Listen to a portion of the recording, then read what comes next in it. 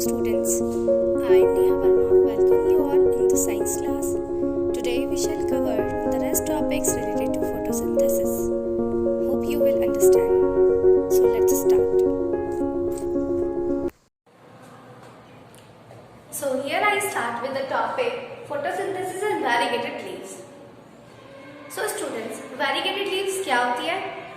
Variegated leaves ऐसी leaves होती है जिनमें green and non green दोनों ही पार्ट प्रेजेंट होता है।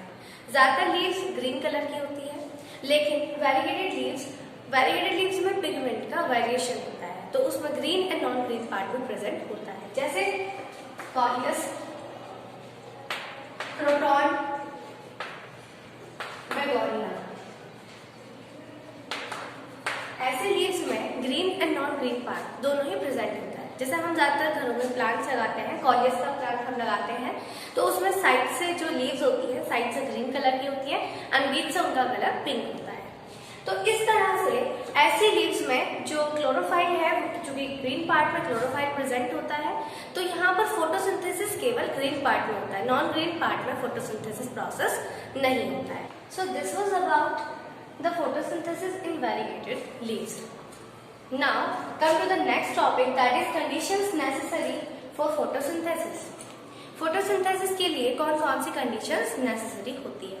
तो students, I have told you several times the necessary conditions for the photosynthesis process. जैसे पहली होती है chlorophyll, second sunlight, third water, it means H2O, and fourth carbon dioxide, it means CO2। तो हम start करते हैं कि अगर इनमें से कोई एक कंडीशन भी ना हो, यानी हमारे पास जो रिक्वायरमेंट्स हैं यहाँ पे, अगर एक भी रिक्वायरमेंट एब्सेंस हो, सपोज कीजिए क्लोरोफाइल नहीं हो, या फिर सनलाइट ना हो, या फिर वाटर ना हो, तो इनकी एब्सेंस में फोटोसिंथेसिस प्रोसेस पर क्या फर्क पड़ेगा? तो जैसे कि हम जानते हैं, फोटोसिंथेसिस प्रोसेस में ये चारों ही अपनी अपनी जगह पर इंपॉर्टेंट रोल प्ले करते हैं। तो स्टार्ट करते हैं हम क्लोरोफाइल से। यहाँ पर सबसे ज्यादा रोल क्लोरोफाइल का है। क्लोरोफाइल का रोल है सनलाइट को ट्रैप करके लाइट एनर्जी को केमिकल एनर्जी में चेंज करना, और इस तरह से फूड जो है वो केमिकल एनर्जी के दौरान फूड के फॉर्म में स्टोर होता है। तो यहाँ पर अगर क्लोरोफाइल ना हो, सपोज कीजिए क्लोरोफाइल पिगमेंट की यहाँ पे एब्सेंस हो, तो सनलाइट को कौन ट्रैप करेगा और फिर लाइट एनर्जी को कौन केमिकल एनर्जी में चेंज करेगा। तो इस तरह से क्लोरोफाइल का होना जरूरी है। सेकेंड आता है हम सनलाइट। तो सनलाइट यहाँ पे क्या है? सन से आने वाली लाइट, सनलाइट जो प्लांट्स के ग्रोथ के लिए जरूरी होती है, फोटोसिंथेसिस प्रोसेस के लिए जरूरी है। तो यहाँ पर अगर सनलाइट ना हो तो हमें लाइट एनर्जी नहीं मिल पाएगी। लाइट एनर्जी नहीं मिल पाएगी तो उसका ट्रांसफॉर्मेशन नहीं हो पाएगा, यानी वो केमिकल एनर्जी में चेंज नहीं हो पाएगी। तो इस तरह से सनलाइट ना हो तो यहाँ पर भी फोटोसिंथेसिस प्रोसेस रुक जाएगा। Here the third condition is water, it means H2O। तो स्टूडेंट्स, प्लांट्स मिट्टी से वाटर को रूट्स की हेल्प से एब्जॉर्ब करते हैं और फिर जाइलम के द्वारा यही वाटर प्लांट्स के सभी पार्ट्स तक पहुंचाया जाता है। इसके अलावा प्लांट्स कुछ मिनरल्स को भी एब्जॉर्ब करते हैं। तो अगर यहाँ पर वाटर ना हो तो वहां पर पानी प्लांट्स के सभी पार्ट्स तक नहीं पहुंच पाएगा, एंड स्पेशली वहां जहां फोटोसिंथेसिस प्रोसेस अकर हो रहा है, इट मींस लीव्स तक पानी पहुंचना जरूरी है। तो अगर पानी नहीं होगा तो प्लांट्स एब्जॉर्ब कैसे करेंगे, और प्लांट्स एब्जॉर्ब नहीं करेगा तो जाइलम सभी पार्ट्स तक पहुंचा कैसे पाएगा।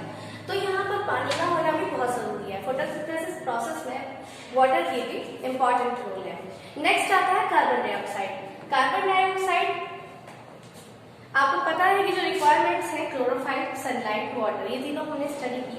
अब कार्बन डाइऑक्साइड में क्या होता है कि प्लांट्स कार्बन डाइऑक्साइड को बाहर की एयर से एब्जॉर्ब करते हैं, तो वो अंदर इनहेल कर रहे हैं। उसके बाद क्या होता है कि उसको जो हमारे क्लोरोफाइल सनलाइट को ट्रैप कर रही है, उसके बाद उसको केमिकल एनर्जी में चेंज कर रही है, लाइट एनर्जी को केमिकल एनर्जी में चेंज करती है। फिर यूटिलाइजेशन होता है उसका to combine the reaction to combine with H2O and CO2, यानी क्लोरोफिल को यूटिलाइजेशन फूड बनाने के लिए इन दोनों के साथ कंबाइन करना जरूरी है। वो कंबाइन करेगा तभी तो यूटिलाइजेशन हो पाएगा किसका? केमिकल एनर्जी का। तो यहाँ पर वाटर तो हमारे पास है, लेकिन अगर हमारे पास कार्बन डाइऑक्साइड नहीं होगा तो फिर कॉम्बिनेशन कैसे होगा, और कॉम्बिनेशन नहीं हो पाएगा, रिएक्शन नहीं हो पाएगी, तो फूड कैसे तैयार होगा। So it was about the conditions necessary for photosynthesis. Now come to our next topic, that is photosynthesis by other plant parts. Students, usually photosynthesis process green plants के लीव्स में होता है, यानी पत्तियों में होता है। लेकिन ऐसे प्लांट्स का क्या जिसमें लीव्स ही प्रेजेंट नहीं होती? तो जिनमें लीव्स नहीं होती यानी पत्तियां नहीं होती, वहां पर उनकी ग्रीन स्टेम या ग्रीन ब्रांचेस इस फोटोसिंथेसिस प्रोसेस को करते हैं। जैसे आपने नाम सुना होगा एक नागफनी पौधे का, नागफनी जिसको इंग्लिश में कैक्टस कहते हैं, और ये रेगिस्तान यानी डेजर्ट जैसी जगह पर पाया जाता है जहां पर पानी की कमी होती है। तो ऐसे प्लांट में जो लीव्स हैं वो मॉडिफाई होती है स्पाइन में, यानी जो कांटेदार पत्तियां, उनकी जो पत्तियां होती है वो कांटों में मॉडिफाई की जाती है। तो ऐसे प्लांट्स में ग्रीन स्टेम वहां पर ये इंपॉर्टेंट रोल प्ले करते हैं।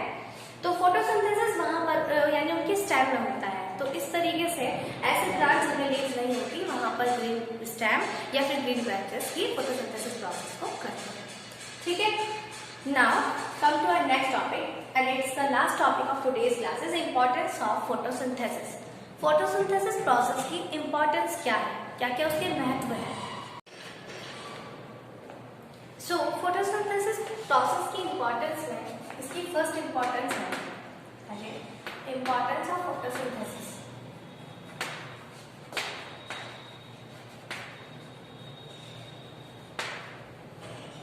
तो स्टूडेंट्स यहाँ पर फर्स्ट इंपॉर्टेंस है conversion of light energy to chemical energy.